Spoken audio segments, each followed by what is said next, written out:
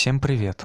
Сегодня не только я один буду вести этот обзор. Знакомьтесь, это Циферка. Доброго всем времени суток. Подпишитесь, пожалуйста, на канал, если вы еще не подписаны. Поддержите автора лайком или оставьте комментарий. Это очень поможет развитию канала. Благодарю. Когда-то на канале выкладывался обзор одной не совсем однозначной материнской платы от Gigabyte с чипсетом B450 линейки DS3H. Возникла идея посмотреть, что же стало в этот раз, но уже на чипсете B550. И вот на руках имеется та самая Gigabyte B550M DS3H. Местами они все же сильно отличаются друг от друга. Итак, обзорище. В комплекте, как всегда, ничего, кроме двух SATA кабелей и заглушки. Винты под SSD M2 сразу вкручены в мать, коих 2 штуки. В новом исполнении материнка теперь имеет размеры 244 на 244 мм. Правый край может быть закреплен на 2 винта, крепится же на 8 винтов. Раньше, например, правый край был урезанным и тупо висел. Задняя панель имеет 8 USB портов, 4 USB 2 и 4 USB 3, из которых в свою очередь белым цветом обозначен порт, связанный с функцией QFlash Plus для обновления или восстановления BIOS через флешку без процессора, видеокарты или АЗУ. А так набор одинаковый, как у прошлой платы. Звучка привычно простенькая, на кодеке ALC887 с 4 конденсаторами Chimicon. Простенько, но большинству будет пофиг. Для построения 7.1 придется использовать разъемы аудио с передней панели вашего корпуса. За интернет отвечает LAN-контроллер Realtek RTL8118AS. Теперь он вдруг стал игровым.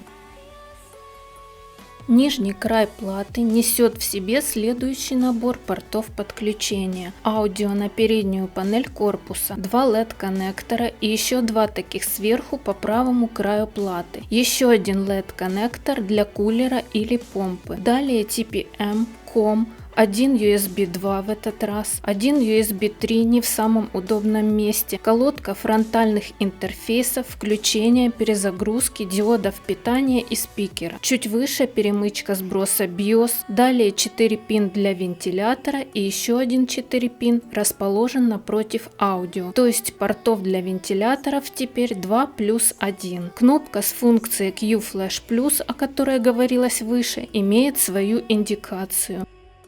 АЗУ может быть набрано аж до 128 гигабайт. Возможно совместимость с модулями для АПУшек аж до 4733 МГц, что, наверное, бесполезно, ну может на будущее. А для 5000 и 3000 линейки процессоров Ryzen частоты могут достигать 4400 МГц, что тоже как бы, ну вы знаете. Этот Infinity Fabric может послать нахер и пошлет на частоте 4000 с первыми, а со вторыми на 3800. Слотов расширения 3 с не самым, наверное, удобным расположением, как и у прошлой платы. Первый отсутствует, второй является новым PCI 4.0 X16, третий PCI 3.0 X1, который будет перекрыт видеокартой. Четвертый PCI 3.0 X4 под форм-фактор X16 тоже может быть перекрыт. Еще одна отличительная особенность данной DS3H от предыдущей – это появление второго слота M2. Первый имеет возможность установки SSD PCI 4.0 X2 X4, второй же только 3.0 X2. Также оба могут в SATA 3. А для хардов и SSD 2,5 дюйма есть 4 перпендикулярных порта SATA 3, точно так же дегенеративно стоящих, как и ранее. Они могут быть с легкостью перекрыты здоровенными видяхами типа Super Jet Stream. Ограничения на подключаемые накопители как таковые отсутствуют, кроме физических, если видяха огромная. Ну вы поняли. Так, то был добрый обзор, а теперь злой, про мое любимое. Питальник бывает разный, но чтобы над ним так издевались, как тут, это надо быть гигабайтом. Вот радиатор, а вот нет радиатора. Я все объяснил, шутка от Gigabyte. как наебать клиента, как издеваться над питальником в 2020 году, как открыть портал в ад, как стать сатаной. Ладно, теперь по-нормальному. Снять радиатор я не могу по причине очень жестких клипс. Если с Pro 4 снимается легко руками, то тут хренушки, а инструментами их можно визуально повредить. И тогда прощай гарантийка. Ну вы же понимаете, что они поймут, что я там что-то делал. Однако же я все-таки нашел фотки с транзисторами этой платы. Спасибо доброму человеку с отзыва в интернет-магазине Украины.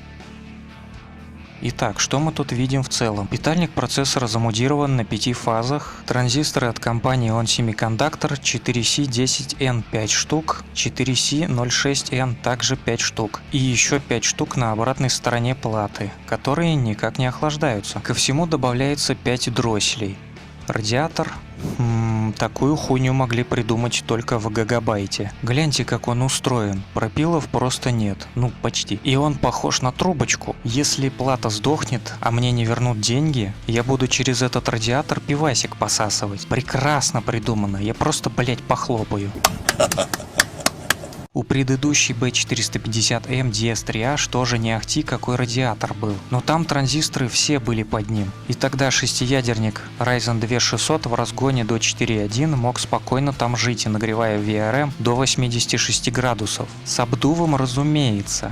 А как тут обдувать? Для так называемой System on Chip выделено 6 транзисторов по 2 каждого наименования, и к ним 3 дросселя, итого 3 фазы. Получается питальник 5+3, управляется 8-канальным контроллером Renesas RAA229004.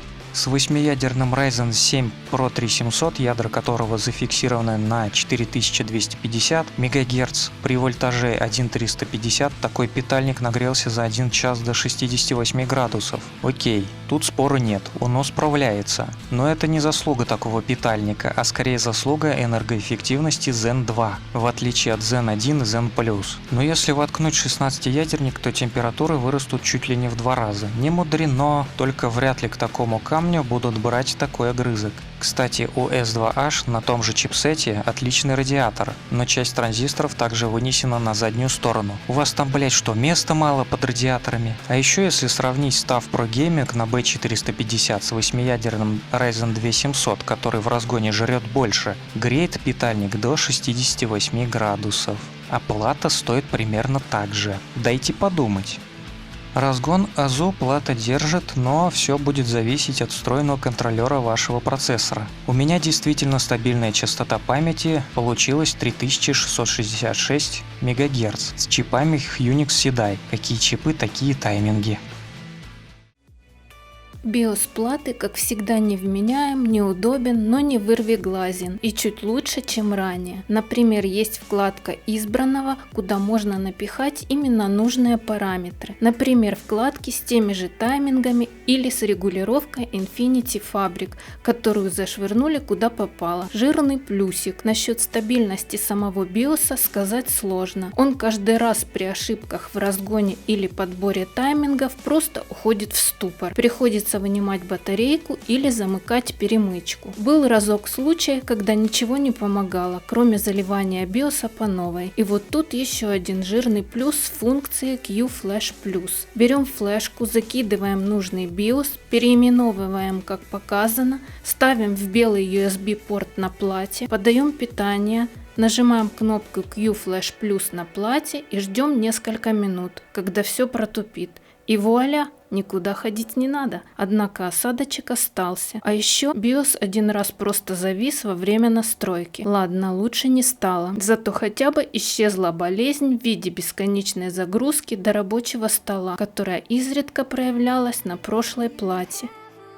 Еще вдогонку, BIOS обладает такими особенностями, как Load Line Calibration для CP и SoC. Есть и офсетная настройка вольтажа. Также никуда не делся разгон через P-State, правда он почему-то в виде одной позиции, а не как раньше. Из вышеперечисленного у прошлой платы был только P-State и офсет для разгона процессора. Еще визуально замечаю, что от всплывающих панелей отказались.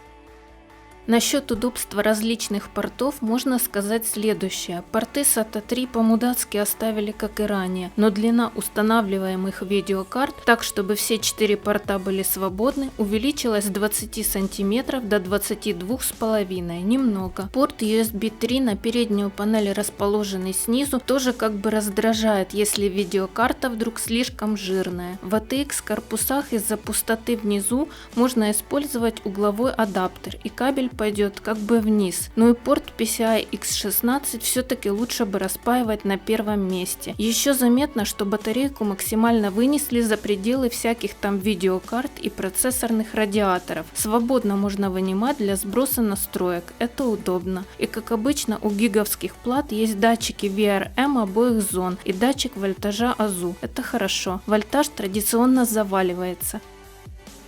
В итоге DS3H на B550 обросла приятными плюсами, но при этом убила себя же неприятными нюансами. Так быть не должно. В принципе, работает вроде, но пока ты не получишь желаемую комбинацию настроек, придется попотеть. Даже на прошлой плате не приходилось так страдать.